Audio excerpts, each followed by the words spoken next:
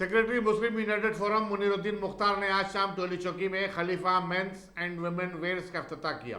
यहाँ पर मर्द और खवातीन के मलबूसात का चुनिंदा स्टॉक दस्तियाब है।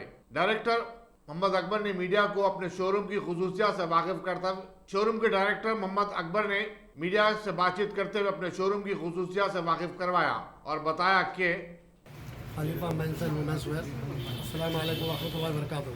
बिस्मिल्लाहिर्रहमानिर्रहीम। आप लोगों का बहुत शुक्रगुजार हूँ मैं जो आप लोग मेरे दुकान के इफ्तिताह में आए हैं। टोलीचौकी में हम एक छोटा सा मुख्तलिफ शोरूम खोले हैं कुर्ते पजामे का, ये दिमाग में रखते हुए कि मिडिल क्लास लोगों को बहुत ही एक उम्दा दाम में हम लोग उनकी खिदमत अंजाम दे सकें।